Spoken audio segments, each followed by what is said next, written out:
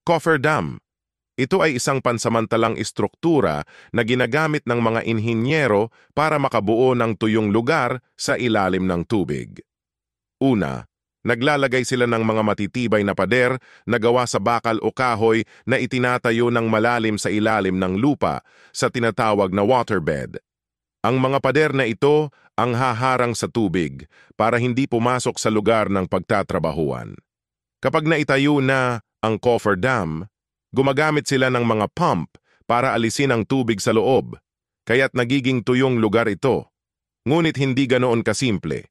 Kailangang tamang-tama ang lalim ng pader batay sa klase ng lupa at taas ng tubig sa paligid para hindi sumingaw ang tubig mula sa ilalim. Kung mahirap o mahal itayo ng sapat ang lalim ng pader, gumagamit sila ng karagdagang pump para alisin ang anumang tubig na sumisipsip papasok.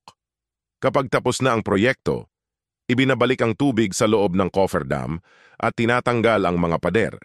Bagamat mahal ang proseso, mas ligtas at mas epesyente ito kumpara sa ibang paraan, tulad ng paggamit ng divers. Kahanga-hanga, di ba?